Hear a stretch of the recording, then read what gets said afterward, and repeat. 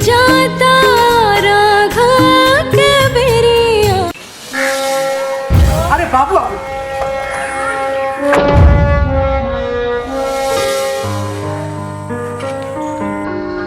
हमरा तेरा से प्यार हो गइल बा। आई लव यू। तारा से पहले ही नजर में प्यार हो गया। I love you two.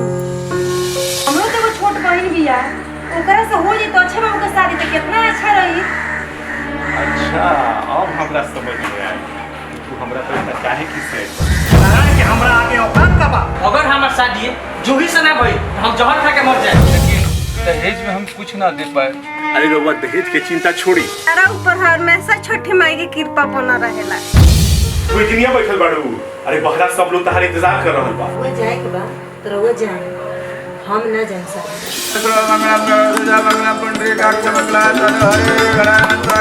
ए भैया ऐसे नेक होला, पहले नेक दा तबे अंदर जाए दे। तीनों जानते लोग हमार हार हो गई, लेकिन हम हार माने वाला नहीं।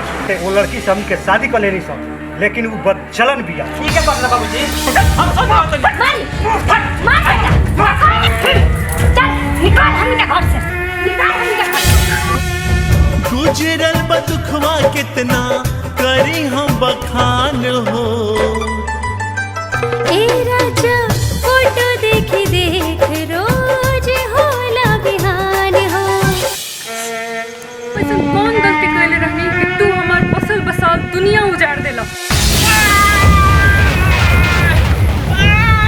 इंसान कम पैसा ज्यादा बोला। हैला पैसा पैसा जौन तू चाह आ काम जौन हमनी के चाही। हम का बोले का याद रखे हमरा तो कुछ समझ में नहीं आवत। केहू के चल गईला से जिंदगी खत्म ना हो जाला।